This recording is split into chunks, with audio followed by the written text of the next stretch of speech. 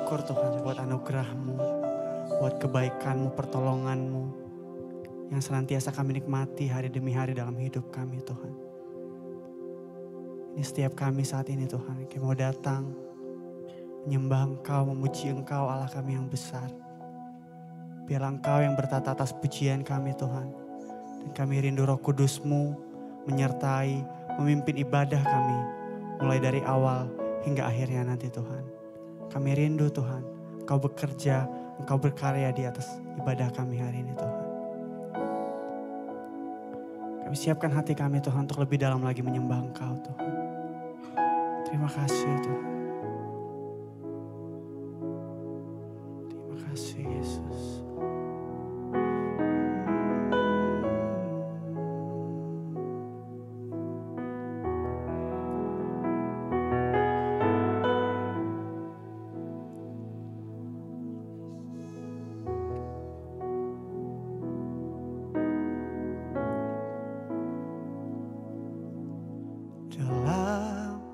Segala keadaan, waktu berlimpah maupun kurang, tetap Yesus yang mempesona hatiku. Dia beri damai dan kesempatan baru di setiap musim kehidupan. Waktu ku kuat maupun lemah, tetap Yesus yang mempesona hatiku. Dia beri hidup dan kesempatan baru.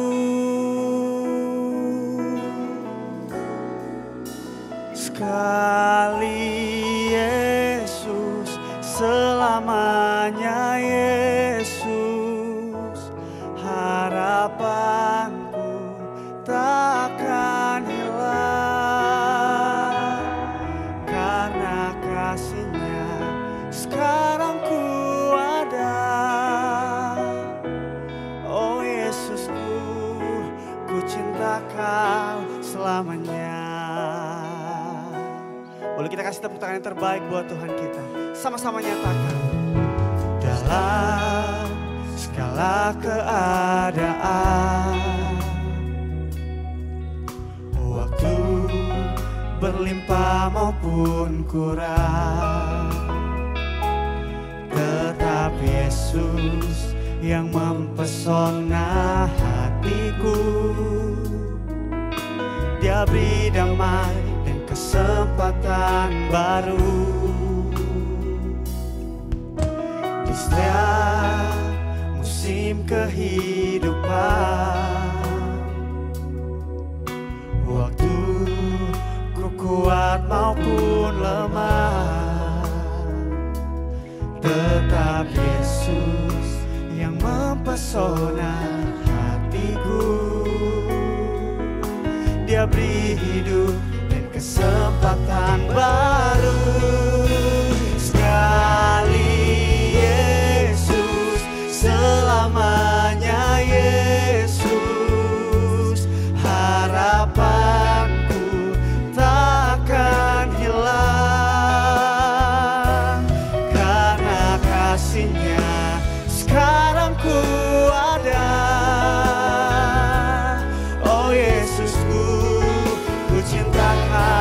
Mari angkat tanganmu, nyatakan. Sekali Yesus, selamanya Yesus. Harapanku takkan hilang, karena kasih-Nya sekarang ku ada. Oh Yesusku, oh Yesusku, ku cinta Kau.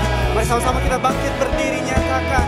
Sekali Yesus, selamanya Yesus. Amin. Tak akan hilang, karena kasih-Nya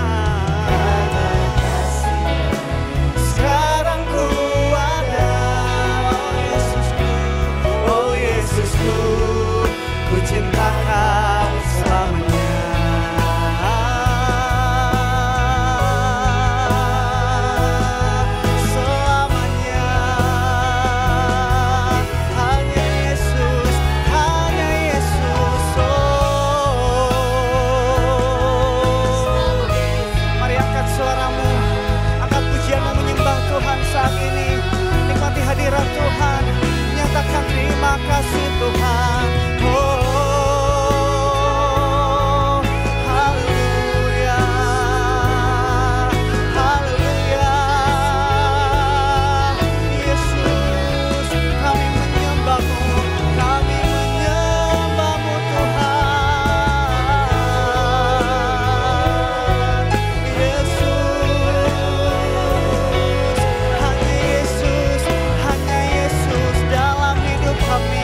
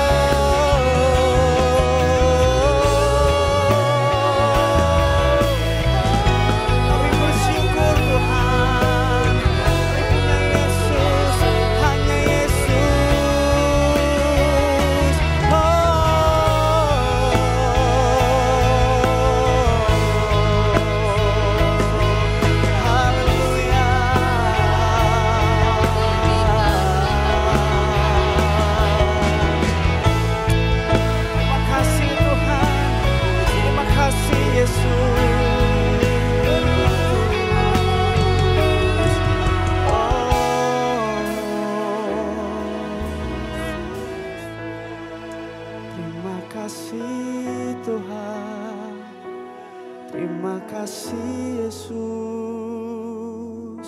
kami bersyukur. Haleluya, haleluya. Kami bersyukur, kami bersyukur. Mari lebih lagi angkat suaramu sembah Tuhan. Katakan terima kasih Tuhan, terima kasih Yesus. Kau satu-satunya dalam hidup kami Tuhan. Kami tidak mau menggantikan Tuhan dengan apapun yang ada di dunia ini Tuhan. Kami mau terus nyatakan hanya Yesus bagian yang terbaik bagi setiap kami Tuhan. Oh,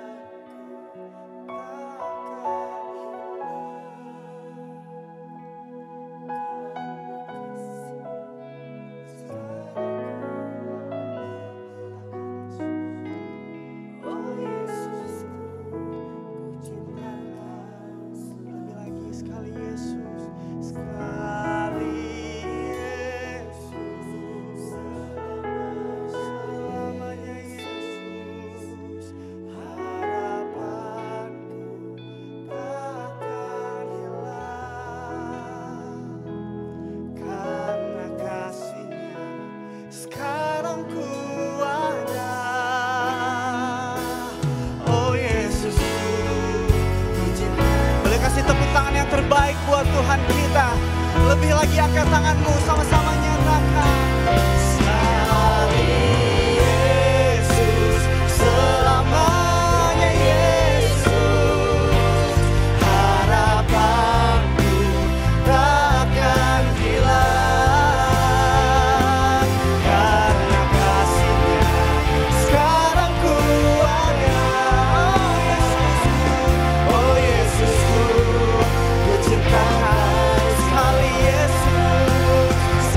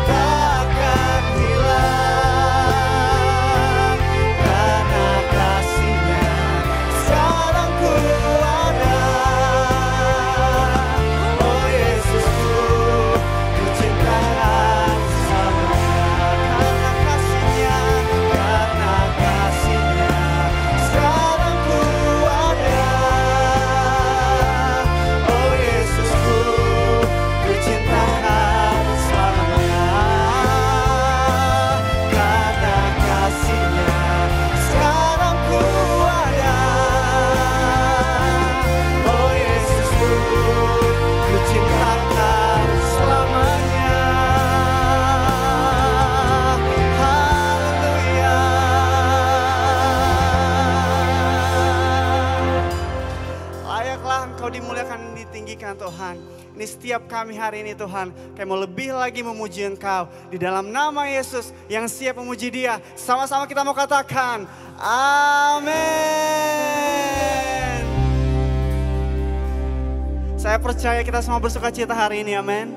Sebelum kita memuji Tuhan lebih lagi, boleh kasih salam kiri kanan. Katakan selamat hari Minggu, boleh kasih tos, kasih senyum yang terbaik. Kita memuji Tuhan hari ini. Kita mau bertepuk tangan bersama-sama.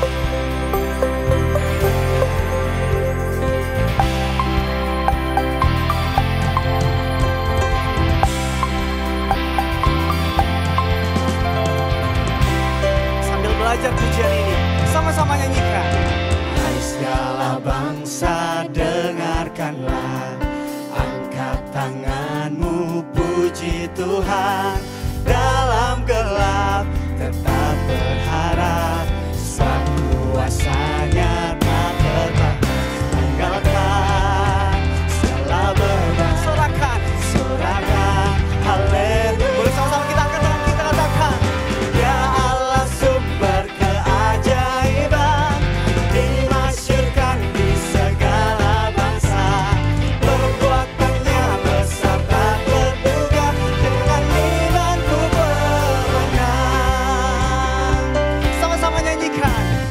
Hai segala bangsa, dengarkanlah, angkat tanganmu, puji Tuhan.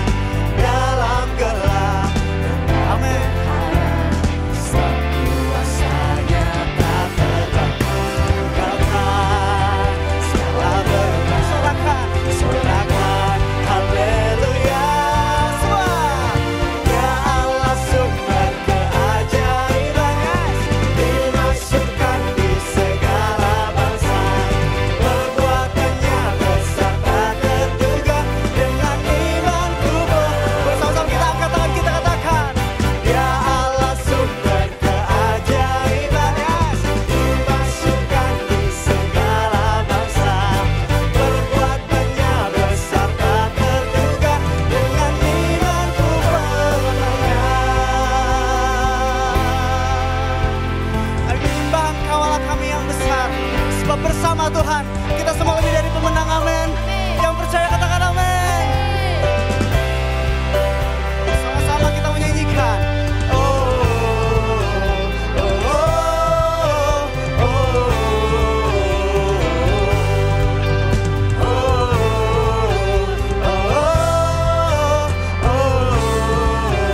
oh, lebih lagi.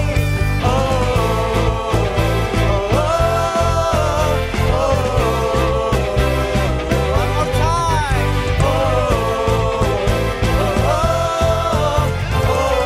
Mari sama-sama kita bertepuk tangan, katakan, ya Allah sumber keajaiban, dimasyurkan di segala bangsa. Perbuatannya besar tak terduga, dengan imanku lebih lagi. Sama-sama nyatakan, ya Allah sumber keajaiban, dimasyurkan di segala bangsa. Perbuatannya besar tak terduga, dengan imanku menyatakan, dengan imanku bermenang.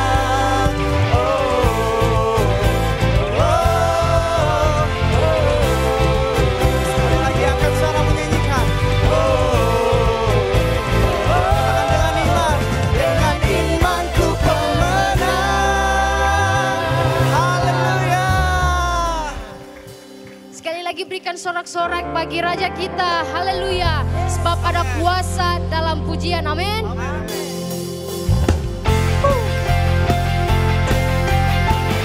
Tak terbayang kasih-Mu Tuhan.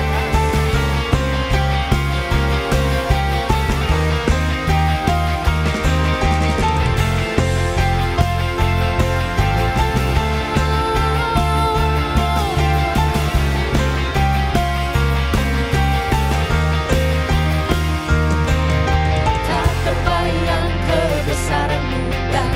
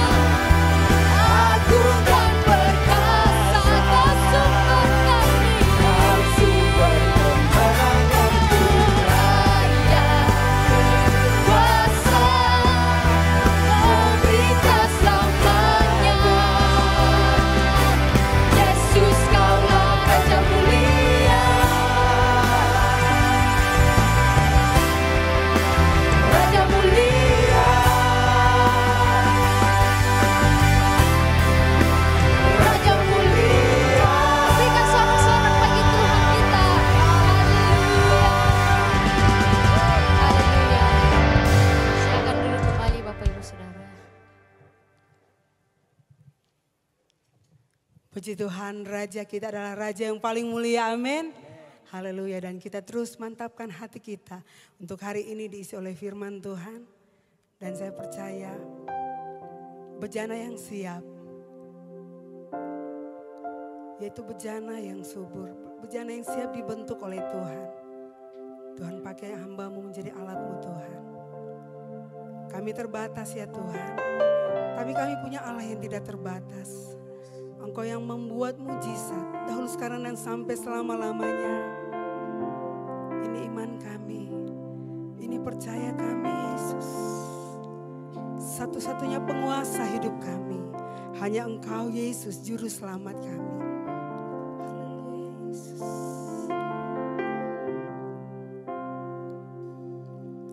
Di dalam kelemahanku sempurna kuasa-Mu, hebatnya tantanganku, lebih hebat Tuhanku. Ku berserah kepadamu yang membelah laut, yang teduhkan badai, yang mustahil pun terjadi karena mujizat Yesus Tuhan yang pegang hidupku, yang buka jalan bagiku. Kau pembuat mujizat sejati. Kasih tepuk tangan yang paling meriah buat Yesus, pembuat mujizat. Di dalam kelemahanku sempurna kuasa-Mu, hebatnya tantanganku, lebih hebat Tuhanku. Ku berserah kepadamu. Kembali nyatakan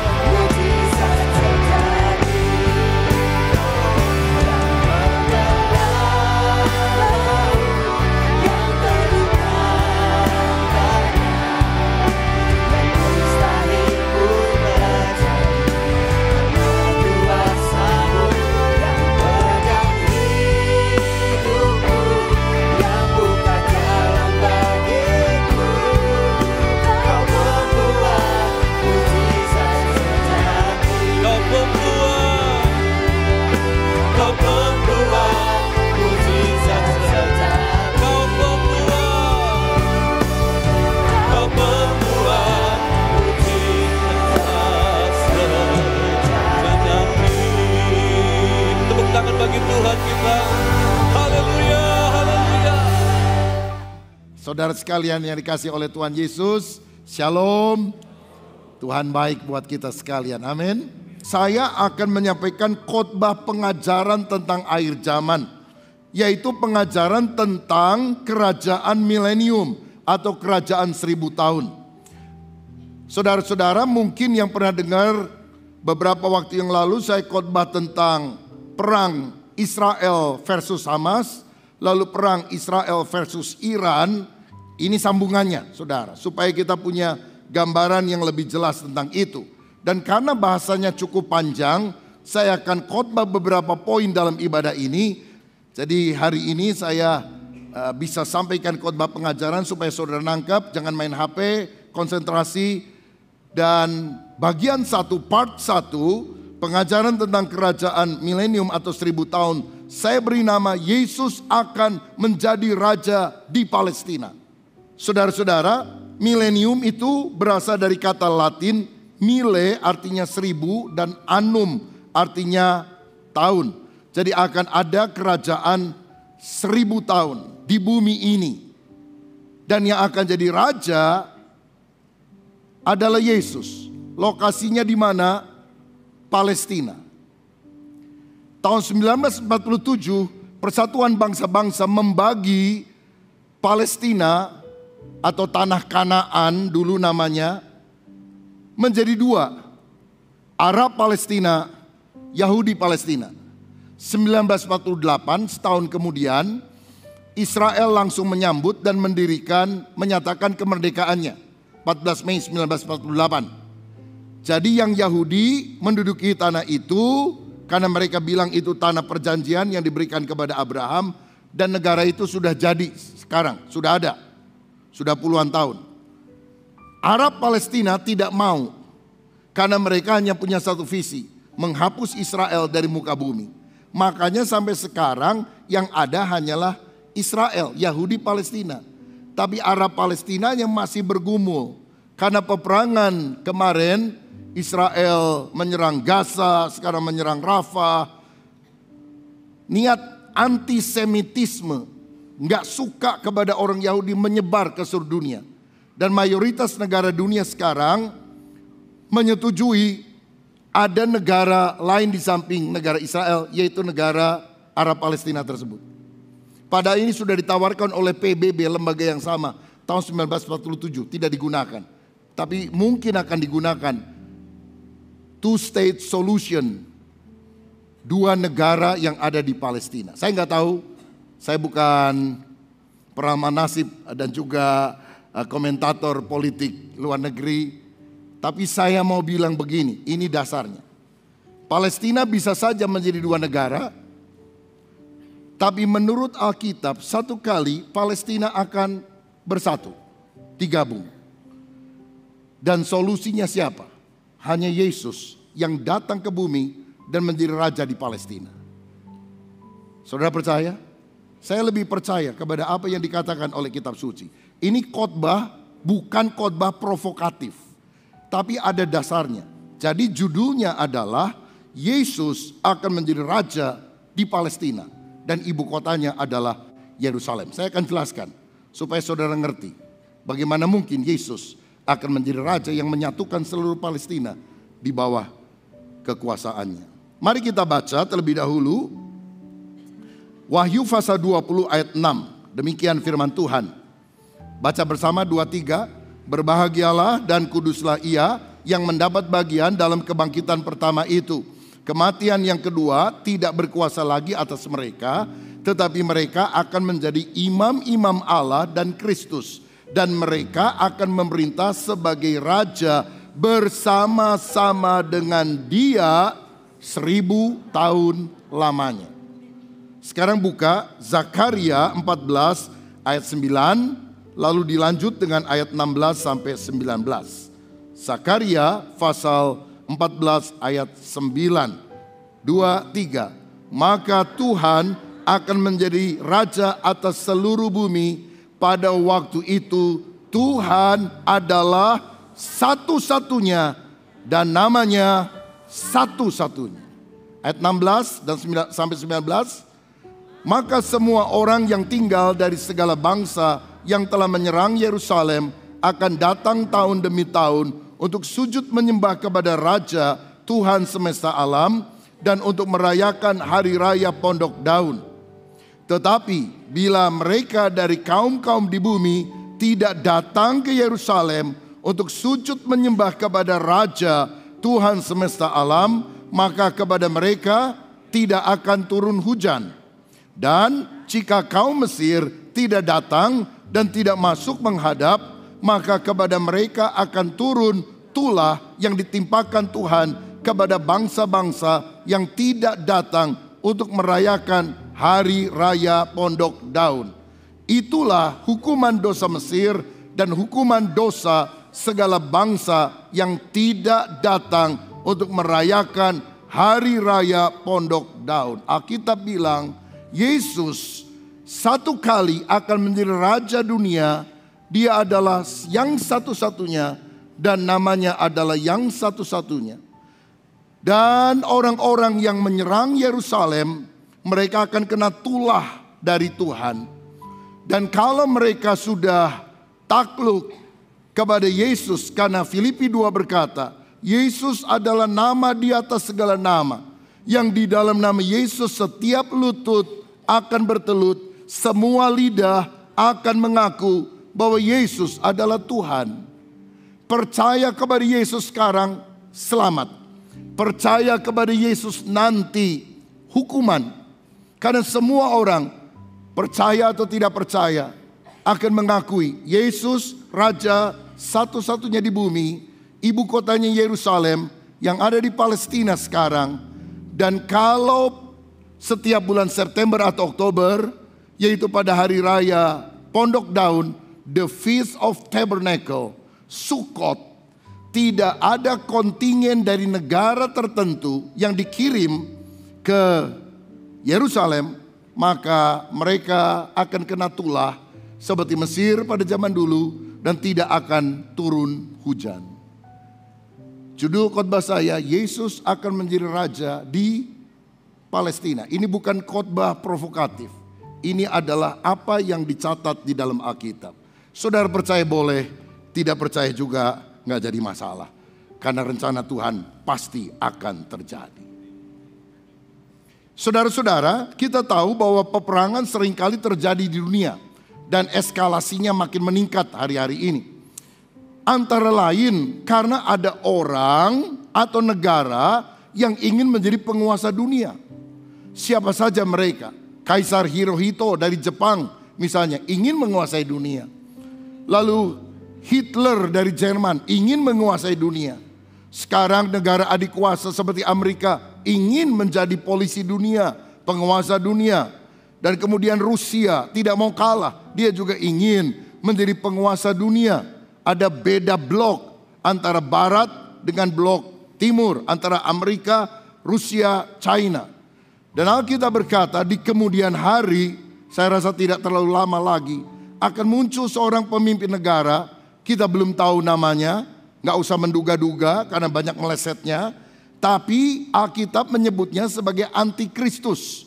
Dan dia juga berusaha untuk menyatukan semua negara di dunia.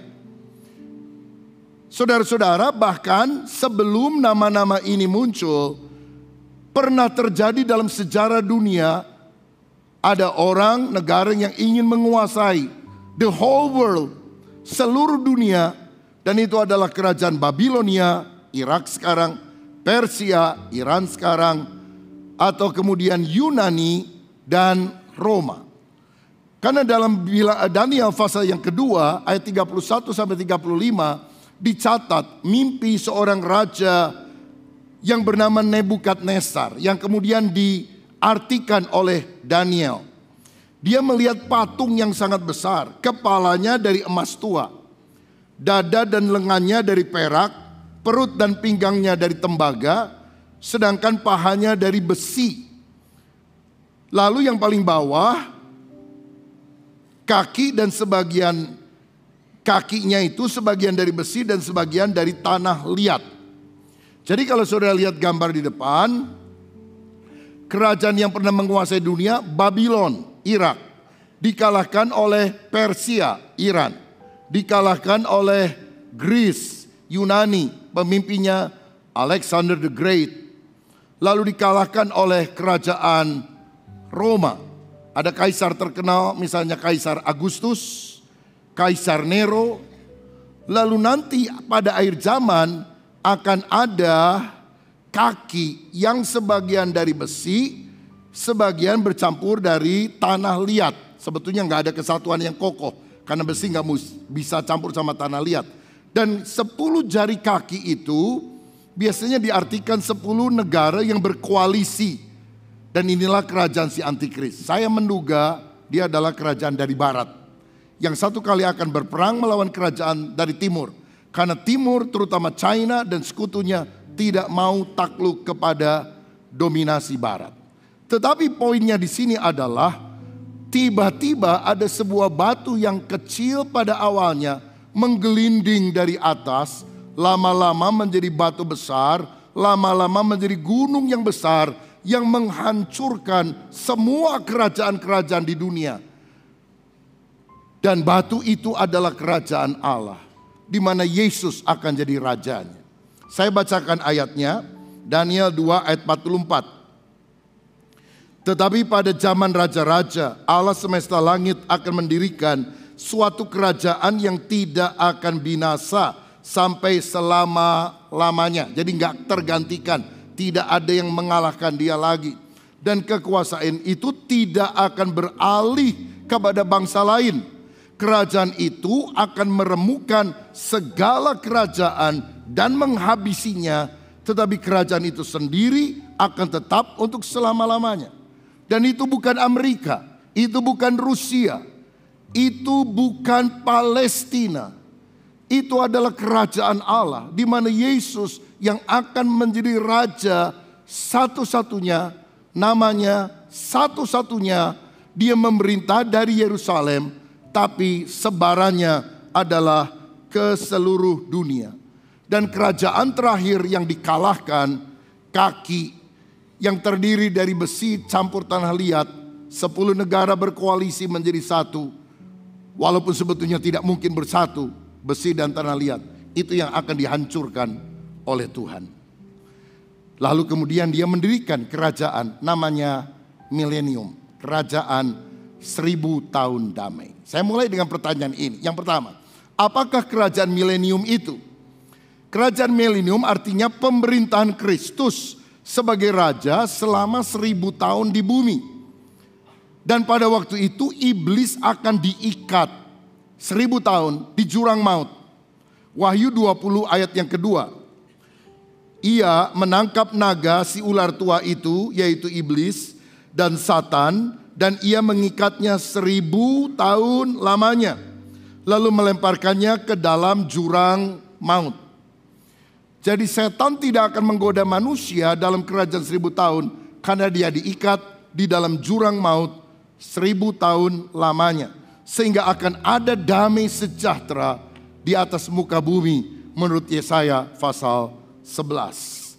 Saya tidak bisa jelaskan setiap ayat, saudara bisa lihat, saudara bisa catat karena waktu yang sangat terbatas. Yang kedua, kapan kerajaan milenium atau kerajaan 1000 tahun itu akan terjadi?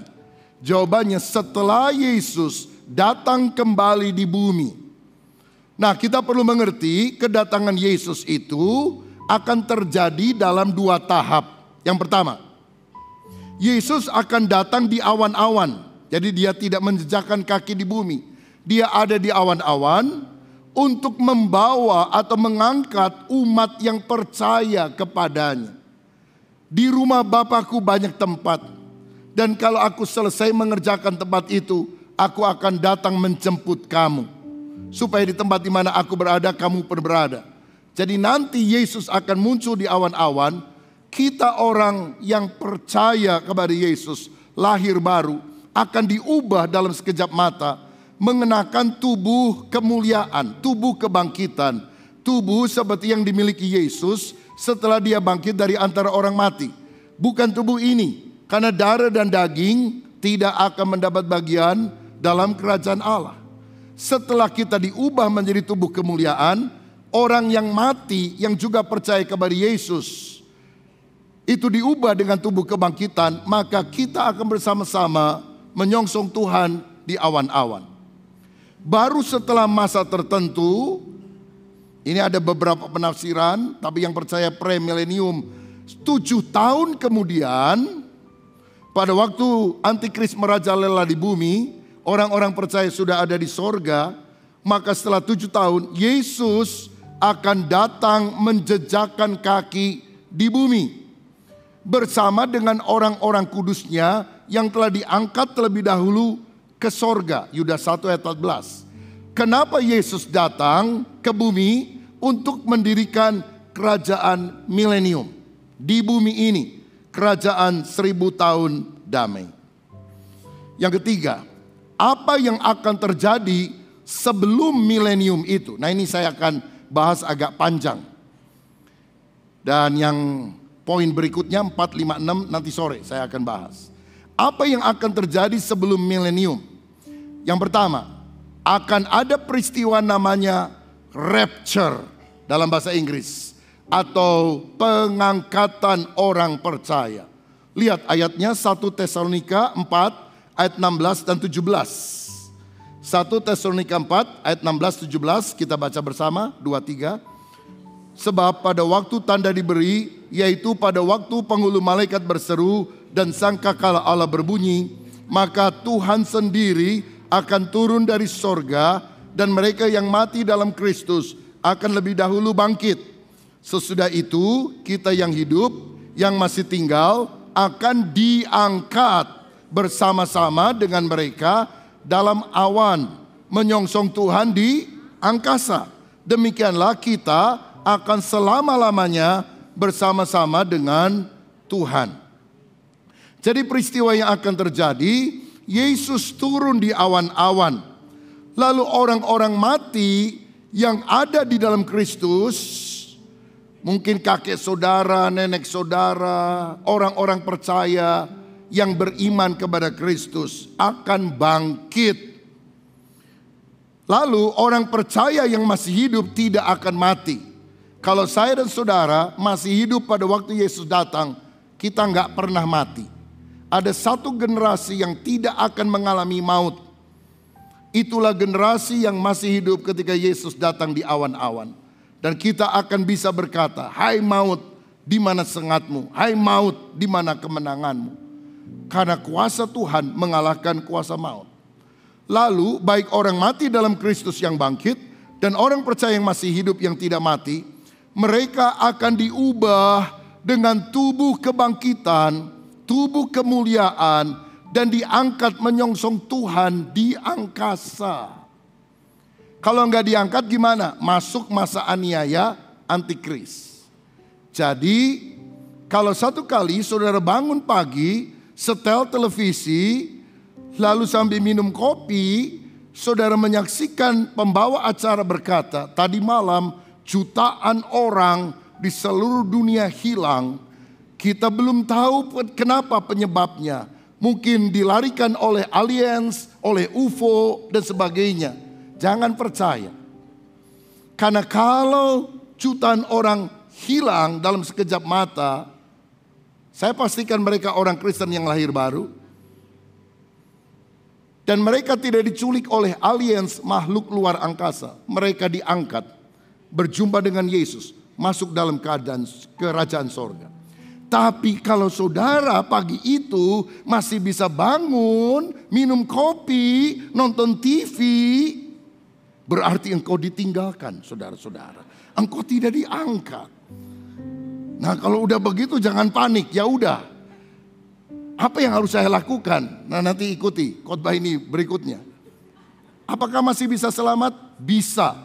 Asal engkau jadi martir, mati syahid, tidak menyangkal Yesus. Engkau akan dipenggal oleh si antikris dan pengikutnya. Masalahnya, jangankan penggal-penggalan nanti, sekarang aja lagi aman, kadang-kadang malas ke gereja, apalagi kita nanti. Mendingan sekarang, gunakan waktu yang ada. Next slide. Nah, saya bicara soal orang yang diangkat. Orang diangkat itu ngapain aja?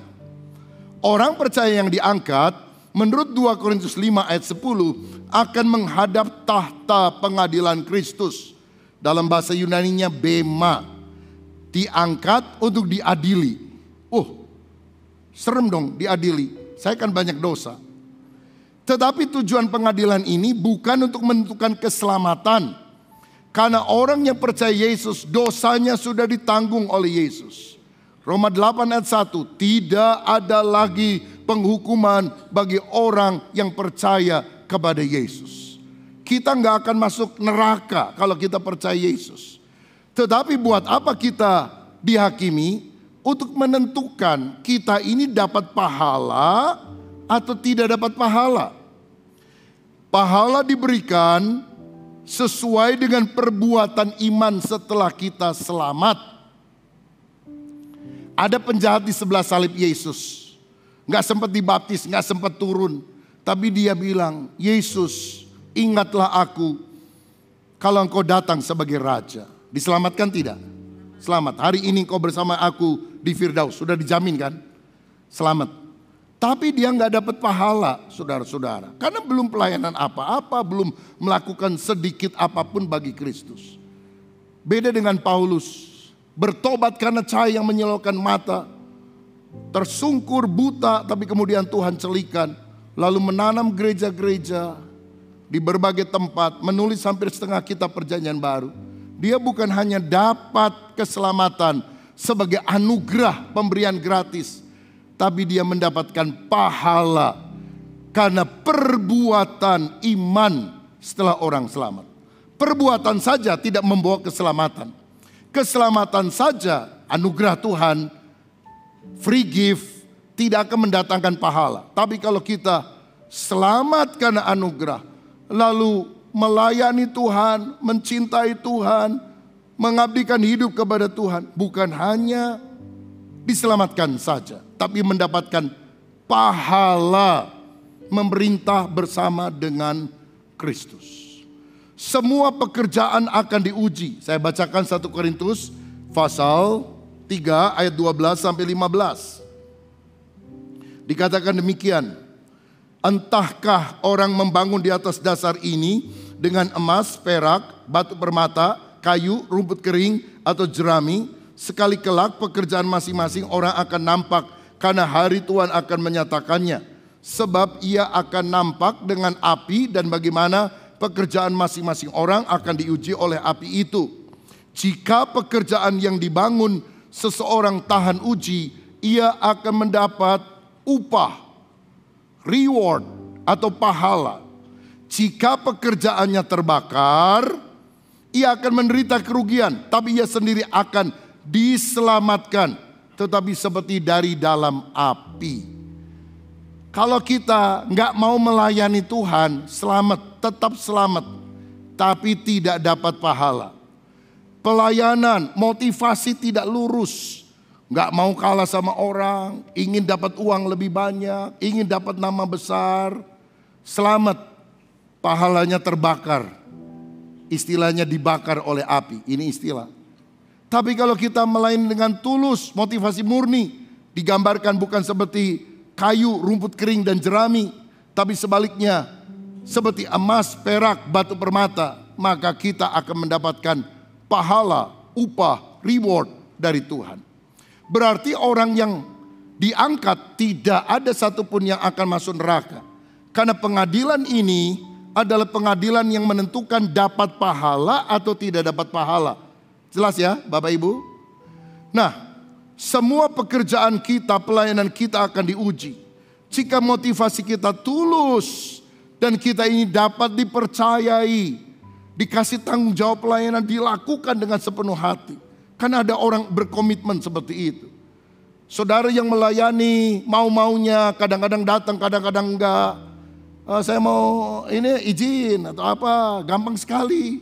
Ditempatkan di tempat yang lebih kecil, enggak mau, saya mau yang besar. Hati-hati saudara, pekerjaanmu akan terbakar. Ini bukan saya yang ngomong, saya tidak nakut-nakuti, tapi Alkitab yang berkata. Maka saya sebagai seorang pendeta harus menjaga diri, supaya saya juga akhirnya bisa mendapatkan pahala. Karena motivasi pelayanku harus tulus, berkenan kepada Tuhan, dapat dipercaya menjadi seorang hamba Tuhan. Karena dia akan mendapatkan mahkota memerintah bersama dengan Kristus. Siapa yang rindu dapat mahkota memerintah bersama dengan Kristus? Berikan tepuk tangan yang meriah untuk Tuhan kita. Makanya dari mimbar ini saya selalu mendorong saudara. Saudara jangan jadi Kristen penonton. Libatkan diri dalam pelayanan. Di gereja, di kelompok sel, di lingkungan masyarakat. Layani sesuai dengan karunia rohani saudara masing-masing. Lalu kalau sudah melayani, hati dijaga. Mesti tulus. Kalau nggak tulus hilang pahalanya. Kan rugi kita saudara. Kita mau mendapatkan pahala memerintah bersama dengan Kristus. Bagaimana yang tidak tahan uji? Dia akan kehilangan pahala. Walaupun keselamatannya tetap. Karena keselamatan bukan karena perbuatan baik. Keselamatan adalah hadiah, free gift. Barang siapa percaya tidak binasa, melainkan beroleh hidup yang kekal. Nah saudara-saudara, yang tidak tahan uji, Tuhan itu baik banget, keselamatannya masih ada, tapi nggak dapat pahala. Jadi akan ada perbedaan kemuliaan di dalam kerajaan sorga. Seperti saya pribadi juga percaya, ada perbedaan derajat penghukuman di dalam api neraka. Yang paling dihukum berat di neraka adalah Lucifer, iblis. Manusia yang gak percaya, pengikut iblis akan dihukum. Tapi yang paling berat adalah Lucifer, iblis. Makanya saya gak pernah percaya ada orang dapat penglihatan, setan itu duduk di singgasananya di neraka, pakai trisula, lalu nusuk-nusukin orang, menyiksa orang, Karena Alkitab bilang yang paling berat hukumannya di neraka adalah iblis. Gimana dia bisa duduk di tahta? Gimana dia Jangan samakan mimpi seram di malam hari dengan firman Tuhan. Jangan samakan visi, penglihatan seorang hamba Tuhan dengan apa yang Alkitab ajarkan. Alkitab mencatat bahwa neraka terutama adalah tempat penghukuman bagi iblis. Neraka tidak diciptakan untuk manusia. Tapi kalau manusia dengan kehendak bebasnya gak mau masuk surga. Ngapain saya masuk surga? Cuma nyembah-nyembah, semua pakai baju putih. Kebaktian 2 jam aja kesel, apalagi nanti di sana 2 juta tahun, 2 triliun tahun. Oh males, lebih baik masuk neraka aja. Lumayan banyak bintang filmnya. Kalau itu sikap saudara, Tuhan itu tidak memaksa saudara masuk surga. Silakan, engkau akan dihukum berat. Tapi yang paling berat tetap iblis. Karena tujuan neraka diciptakan adalah untuk menghukum iblis. Jelas saudara sekalian? Nah, jadi akan ada perbedaan kemuliaan juga dalam kerajaan sorga. Saya bacakan ayatnya. 1 Korintus 15 ayat 40 dan 41. Ada tubuh sorgawi dan ada tubuh duniawi. Tetapi kemuliaan tubuh sorgawi lain daripada kemuliaan tubuh duniawi. Kemuliaan matahari lain dari kemuliaan bulan. Dan kemuliaan bulan lain daripada kemuliaan bintang-bintang. Dan kemuliaan bintang-bintang yang satu berbeda dengan kemuliaan bintang yang lain. Jadi kan ada perbedaan kemuliaan yang digambarkan melalui simbol, melalui perbandingan ilustrasi.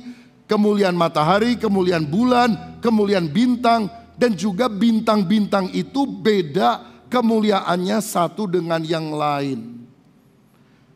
Saudara-saudara, setelah kita mendapatkan pahala, kita kemudian akan masuk apa yang dicatat dalam Wahyu 19 sebagai pesta kawin anak domba. Ini bukan pesta ayam goreng, nasi goreng, tapi pesta rohani. Kita tidak akan terpisah dari Yesus. Sekali kita bersama Yesus diangkat ke awan-awan, ke sorga, nanti kita turunnya bareng-bareng. Memerintah dalam kerajaan 1000 tahun. Memerintah bareng-bareng setelah 1000 tahun, nanti akan ada kerajaan kekal sampai selama-lamanya bareng-bareng. Sekarang kita, gerejanya, tubuh Kristus ada di bumi. Tapi sang kepala ada di sorga. Di dunia kita menderita. Lagi ibadah di rumah cuma beberapa orang, gak bikin ribut sama tetangga, digeruduk sama masa. Tapi nanti kalau Yesus datang kita gak ngalami hal semacam itu lagi. Barang siapa setia kepada Tuhan, dia akan mengalami kemuliaan Tuhan. Nah, mempelai maksudnya kita, mempelai wanita, akan mengenakan kain lenan halus yang putih bersih, yaitu perbuatan benar dari orang kudus. Dan Kristus tidak akan terpisah lagi dengan gerejanya selamanya. Kenapa Yesus sekarang belum datang?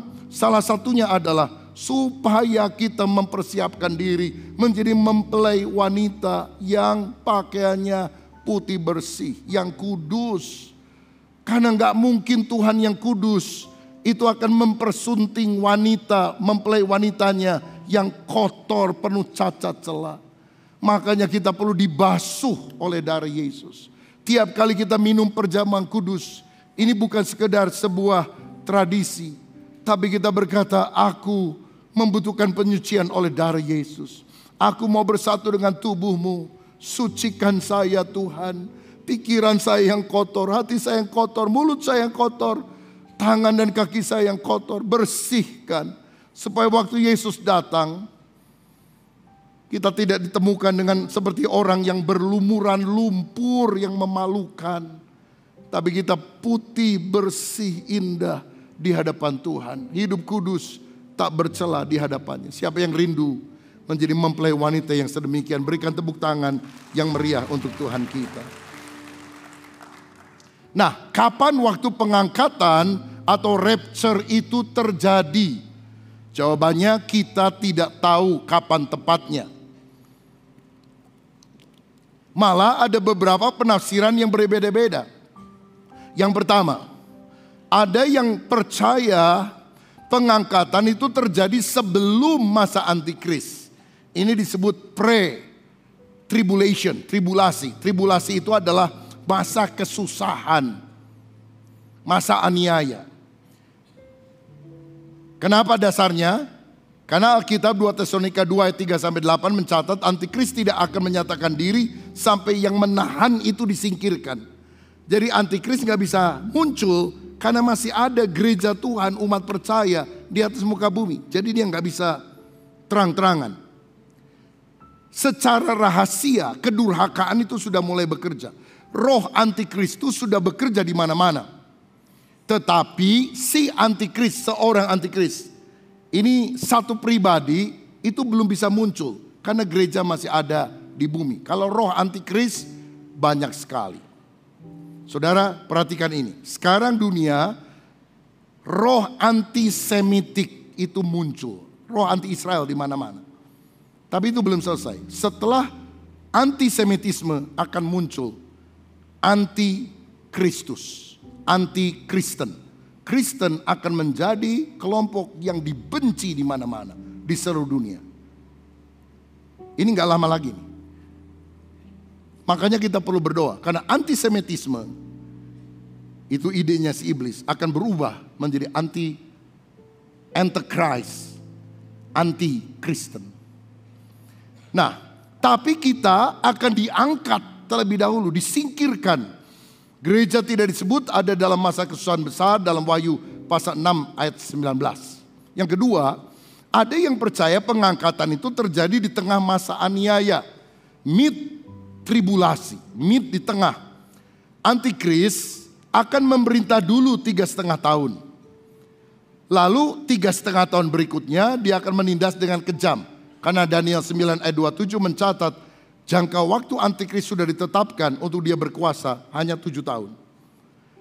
Nah, waktu antikris memerintah 3,5 tahun, itu orang percaya gereja masih ada di bumi. Tetapi pengangkatan terjadi menurut 1 Korintus 15 ayat 52 setelah nafiri terakhir. Hukuman Tuhan di dalam Alkitab disebutkan dengan 7 istilah. 7 materai, 7 sangkakala atau nafiri, dan di ujung 7 cawan. Makanya banyak orang percaya pengangkatan itu bukan di awal, bukan di akhir, tapi di tengah. Karena setelah nafiri atau sangkakala ke-7 ditiup.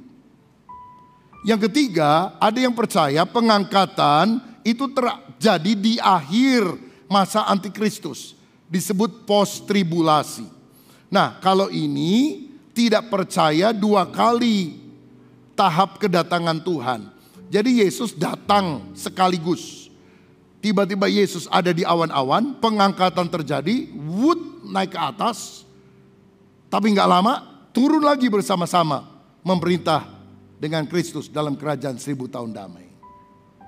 Saya pernah tanya kepada rekan hamba Tuhan yang percaya teori ketiga, kalau gitu ngapain kita naik ke atas kemudian turun lagi? Dia jawabnya gini, kalau kita punya tamu agung dari luar negeri datang, dia mau masuk ke rumah kita, nginep di rumah kita kan sambut dia sampai keluar ke jalan nih. Waduh, saking senengnya, ayo salamin, ayo kita masuk, begitu. Kira-kira seperti itu, saudara. Ya. Nah, tapi masalahnya juga kalau dia datang, kita naik sebentar, berapa saat kemudian, berapa menit kemudian istilahnya turun lagi, kapan pengadilan tata Kristus, pembagian pahala dilakukan, kapan pesta anak domba dilakukan. Jadi ini 3 teori yang paling umum. Terus terang saya sih kalau bisa milih yang satu, saudara. Jadi antikris belum muncul, kita sudah diangkat. Ada yang mau ketemu antikris dulu? Kalau bisa saya pengennya nih ya. Yang pertama, jadi kita masih menahan antikris datang, kita sudah diangkat, begitu saudara. Tapi kita tidak perlu menekankan teori pengangkatan manapun. Yang penting kita selalu siap sedia menyambut kedatangan dia. Sebab kalau kita percaya satu, ternyata skenario Tuhannya kedua atau ketiga, kita kan kecewa. Aduh, ternyata kok nggak diangkat nih, pengangkatannya nanti nih, gitu. Nah, saudara-saudara, jadi izinkan Tuhan yang menentukan. Kita bukan tim perencana kedatangan Tuhan, kita hanyalah tim penyambutan kedatangan Tuhan. Nah, yang kedua, antikris akan mencoba menguasai dunia. Alkitab berkata antikris adalah penguasa kejam yang akan memerintah 7 tahun, Daniel 9 ayat 27. 10 koalisi negara barat, daerah kekuasaan Romawi yang luas pada zaman dulu akan bersatu. Ini akan menjadi masa siksaan hebat, penghukuman Tuhan berupa 7 materai, 7 sangkakala, dan 7 cawan akan terjadi. Kemudian antikris akan memerintah 2 tahap, 3,5 tahun, 3,5 tahun. 3,5 tahun yang pertama, antikris akan membuat perjanjian dengan Israel. Dia akan membangun kembali bait suci yang ada di Yerusalem, berdekatan sekali dengan masjid, Dome of the Rock, dan Al-Aqsa. Lalu ada gereja dunia yang kompromi dan mendukung antikris. Karena si antikris itu namanya bukan antikris, itu kan istilah Alkitab. Namanya siapa begitu, saudara? Dan waktu dia datang, tampaknya dia akan menjadi juru selamat bagi orang-orang Yahudi. Karena Israel akan digempur oleh seluruh bangsa. Dan mereka kewalahan, saudara. Tuhan bisa saja membinasakan Gog Magog dan sebagainya. Tapi pertempuran akan berlangsung terus kan. Sampai ke Harmagedon. Dan sebagian orang percaya kepada Yesus sebagai Mesias. Sebagian besar tidak percaya. Mereka justru menerima si antikris ini untuk menyelamatkan mereka. Dan antikris ini akan mensupport pembangunan bait suci di Yerusalem. Israel akan diserbu dari utara, Gog, dan juga dari negara selatan. Saya pernah jelaskan. Tahap kedua, 3,5 tahun antikris akan minta disembah sebagai Allah. Dan dia akan menganiaya semua orang yang tidak mau menyembah dia. Akan muncul pelayanan 2 saksi Allah yang bisa mengubah air menjadi darah dan menurunkan api dari langit. Pelayanannya seperti Musa dan seperti Elia. Muncul tanda 666. Siapa yang tidak menerima tanda itu akan dipenggal. Tapi siapa yang menerima tanda itu, kata Alkitab, akan muncul bisur jahat. Mungkin semacam kanker kulit yang mematikan atau apa, begitu saudara. Dan orang yang pakai tanda 666 terima tanda ini akan masuk neraka, tidak akan masuk surga. Lalu akan ada perang Harmagedon, di mana Barat, Antikris dan sekutunya, mungkin ini Eropa, Amerika, melawan Timur. Wahyu 16 ayat 12. Wahyu 9 berkata, dari timur akan datang 200 juta orang. Datang bertempur, barat, timur, tempur. Wahyu 9 ayat 16. Saya yakin China pasti ikut serta. Karena nggak mungkin ada pasukan 200 juta kalau China nggak ikut. Maka Kim Jong-un rasanya akan berperang juga, saudara. Ikut koalisinya China. Mungkin Jepang ikut sana. Indonesia barat atau timur ya? Agak kurang jelas, saudara-saudara. Karena kita negara non-blok. Doa saya tidak ikut perang. Mudah-mudahan lebih baik memberi makan siang kepada seluruh penduduk Indonesia. Itu lebih bagus daripada ikut perang dunia, saudara-saudara. Tapi kita tidak tahu apa yang di depan. Ketiga, Kristus akan datang ke bumi.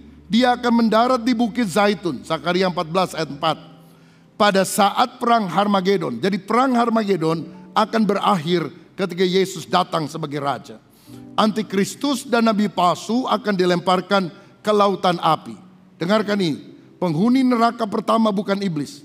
Penghuni neraka pertama adalah Antikristus dan Nabi palsunya. Kalau sekarang orang mati nggak percaya Yesus ada di mana? Hades, alam maut. Belum masuk ke neraka. Nerakanya masih kosong. Nanti penghuni pertama adalah Antikris dan Nabi palsu. Iblis kemudian akan dilemparkan ke jurang maut 1000 tahun lamanya. Ini bukan atau belum neraka. 1000 tahun dia dikurung di sana. Di akhir kerajaan 1000 tahun dia akan muncul sebentar, menyesatkan manusia. Ini disebut sebagai perang Gog Magog, jilid kedua, saudara. Karena yang pertamanya Rusia dan negara selatan. Lalu Tuhan mencampakkan dia ke dalam neraka. Jadi Antikris dan Nabi palsu akan masuk neraka setelah perang Harmagedon. Iblis akan masuk neraka 1000 tahun kemudian. Dan Kristus akan mendirikan kerajaan milenium di bumi tanpa iblis di dalamnya. Dan ibu kotanya adalah Yerusalem. Dia menjadi raja satu-satunya, namanya adalah yang satu-satunya. Dan di mana posisi Yerusalem? Alkitab menyebut tanah Kanaan. Orang modern menyebut tanah Palestina.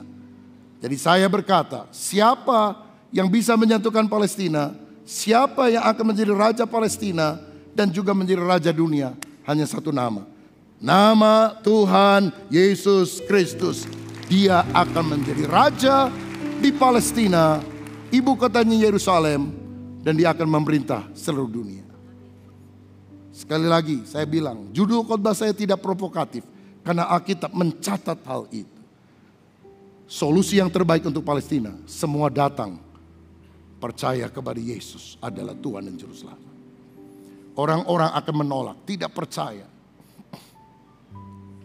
Kalau saya khotbah ini, netizen yang negatif pasti muncul. Nggak mungkin dan nggak apa-apa, terserah. Tapi saya percaya bahwa Yesus akan menjadi raja selama-lamanya di bumi, ibu kotanya Yerusalem. Saya juga nggak pro sama Israel yang nyerang-nyerangin, bunuhin orang atau apa. Perbuatan manusiawi mereka yang jahat tentu kita nggak suka. Orang Kristen juga yang melakukan kejahatan, apa pendeta harus selalu pro kepada orang Kristen yang bunuh orang, nipu orang, utang nggak mau bayar. Oh karena dia orang Kristen, sudah ampuni saja. Kan nggak begitu saudara, salah adalah salah. Tapi ingat, kalau kita mengutuk, itu kan Tuhan janji kepada Abraham dan keturunannya. Kutuk Tuhan menimpa. Wah ngeri lah saudara. Ya. Ini kan bersimpang siur nih. Itu presiden Iran itu nembak berapa 300 rudal ke Israel. Berapa minggu kemudian mati. Ini gara-gara Mossad atau apa? Israel selama ini kalau ngomong mereka menyerang, mereka yang nyerang. Jarang sekali kita temukan bahwa dia bohong secara politis. Israel bilang bukan kami yang melakukannya. Iran sampai hari ini tidak pernah membuat statement ini gara-gara Israel. Tapi memang itu kan ada beberapa helikopter yang terbang, yang jatuh 2, yang 2 lagi selamat saudara. Karena kabut. Dan helikopter itu helikopter tua saudara. Mungkin udah 40 tahun lebih umurnya, lebih kurang lah, saya kurang terlalu jelas. Buatan Amerika sebelum diembargo oleh Amerika. Dan kalau udah kabut tebal dan sebagainya, cuaca alam. Ya jadi kalau boleh dibilang ya kebetulan lah. Cuma kalau kita baca Alkitab kan tidak ada yang kebetulan. Tuhan tahu segala perkara. Walaupun belum tentu Tuhan penyebab segala perkara untuk hal tersebut. Ya. Adam jatuh dalam dosa, Tuhan tahu. Tapi bukan Tuhan penyebabnya, begitu. Ya udah, kita jangan berdebat lah soal dia. Ya udah waktunya begitu udah. Ya memang dia harus mati sedemikian. Nah ini kan bisa jadi polemik saudara-saudara. Tapi buat kita berdoa supaya kita waktu Yesus datang ditemukan siap. Masih ada slide-nya? Klik. Oh masih ada. Oke, saya jelaskan sedikit saja. Ini church age, zaman gereja di mana kita sedang ada. Nggak tahu tahun berapa tiba-tiba ada rapture, pengangkatan orang percaya. Kita akan menghadapi judgment seat of Christ. Penghakiman Kristus, bema, bagi pahala. Sedangkan yang di bumi ini 7 tahun akan diperintah oleh antikris dalam masa aniaya. Lalu 7 tahun kemudian yang di sorga turun, second coming of Christ, kedatangan Kristus kedua. Dia mendirikan apa? Waktu dia turun, beast and false prophet, yaitu nabi palsu dan juga si antikris, binatang itu dimasukkan ke dalam neraka. Lalu akan muncul kerajaan 1000 tahun damai di muka bumi ini. Nah, apa yang akan terjadi pada masa 1000 tahun? Bagaimana kondisinya? Dan apa yang akan terjadi setelahnya? Kapan kiamat terjadi? Kapan sorga dan bumi ada? Waktu saya sudah lewat, Tuhan Yesus memberkati. Kami sungguh ucap syukur sepanjang bulan Maret ini kami banyak belajar hal-hal yang mendasar untuk membuka mata rohani kami dalam pengenalan dan pengiringan kami akan Engkau ya Tuhan. Tuhan merindukan setiap kami untuk terus bertumbuh dalam iman, keyakinan bahwa kami boleh menyembah Allah yang benar, Allah yang besar, Allah yang sungguh mengerti dan peduli akan segala apa yang kami alami dalam kehidupan ini. Terlebih lagi Tuhan menginginkan kita untuk mengenali secara pribadi, bukan apa kata orang. Biar setiap kita yang hadir pastikan kita boleh mengalami kebesaran Tuhan, kedahsyatan Tuhan itu terjadi atas kehidupan kita. Karena firman Tuhan ya dan amin bagi setiap orang yang percaya, bagi setiap orang yang terus berharap bergantung sepenuhnya kepada Tuhan. Sebab itu Bapa, kami terus berdoa bagi jemaat-Mu yang hadir pada siang hari ini. Pastikan mereka boleh menerima Engkau sebagai Tuhan di dalam kehidupan mereka secara pribadi. Orang yang menerima Tuhan secara pribadi akan diberi kuasa, akan diberi otoritas untuk mengenal Dia lebih dalam lagi. Tuhan akan beri kita hak istimewa untuk kita berdoa, berkomunikasi secara langsung dengan Tuhan. Kita diberi akses, dibuka akses untuk membaca Alkitab, untuk mengenal isi hati secara pribadi. Bahkan kita diberi kesempatan yang termulia untuk boleh memuji dan menyembah Dia secara langsung. Bukan lewat imam, bukan lewat orang lain, tapi kita boleh mengenal secara pribadi. Tuhan membukakan semua itu buat kita. Jadi pastikan kita yang hadir pada siang hari ini, mari kita boleh datang kepada Tuhan untuk mengenal Tuhan, menyembah Tuhan, memuji Tuhan. Karena Dia Allah yang penuh dengan kasih, Allah yang penuh mengerti akan apa yang menjadi kerinduan setiap kita. Terima kasih Tuhan. Kami juga berdoa ya Bapa buat Gembala senior kami Pak Julius Ishak. Biar dengan bertambahnya usia Tuhan senantiasa sertai dengan kekuatan dan kesehatan. Demikian juga Pak Rubin Adi beserta istri, anak-anak dan menantu. Biar Tuhan terus pakai keluarga ini menjadi perpanjangan tangan Tuhan untuk menjadi berkat bagi banyak orang. Khususnya buat Pak Rubin Adi sebagai ketua sinode maupun gembala jemaat, Tuhan pakai dia lebih dahsyat, lebih heran lagi. Untuk bagi kemuliaan-Mu ya Bapa. Berkat-Mu juga Pak Swito, berkat-Mu juga Pak Suryanta yang ada bersama kami pada siang hari ini. Biar Tuhan juga pakai mereka untuk mereka boleh menjadi berkat di gereja di mana mereka boleh melayani baik di Kelapa Gading maupun yang ada di Kedoya. Kami berdoa Tuhan bagi setiap jemaat-Mu yang hadir, biarlah mereka juga boleh mengalami Tuhan secara pribadi dalam kehidupan mereka.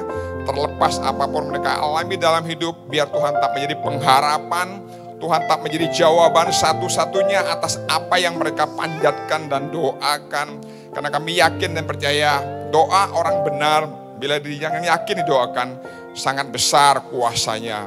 Memberkat-Mu atas bangsa dan negara kami. Biarlah hujan pertobatan senantiasa turun atas bangsa kami.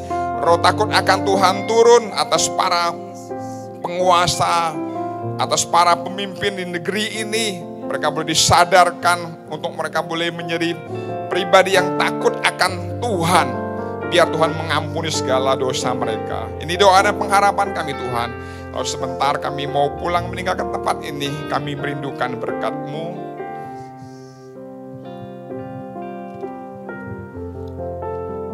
Saudara, angkat tanganmu, angkat hatimu, dan terimalah berkat Tuhan. Biar berkat daripada Allah Bapa, kasih dan keselamatan yang ada di dalam Kristus Yesus, serta perhiburan daripada Roh Kudus akan menyertai saudara dan saya, supaya kita disatukan di dalam ikatan dengan Tuhan Allah sendiri, untuk tetap menyertai saudara dan saya, mulai dari pagi hari ini, bahkan sampai selama-lamanya. Yang percaya bersama-sama kita katakan, amin. Tuhan memberkati. Kau Allah yang besar, ajaib dan mulia. Kau Yesus yang selalu membuatku terpesona. Segala pujian bagi-Mu ya Tuhan. Hanya Kau yang layak ku agungkan. Hanya Kau yang layak. Hanya Kau yang layak. Hanya Kau yang layak ku agungkan. Ibadah kita telah selesai. Selamat hari Minggu. Tuhan Yesus memberkati.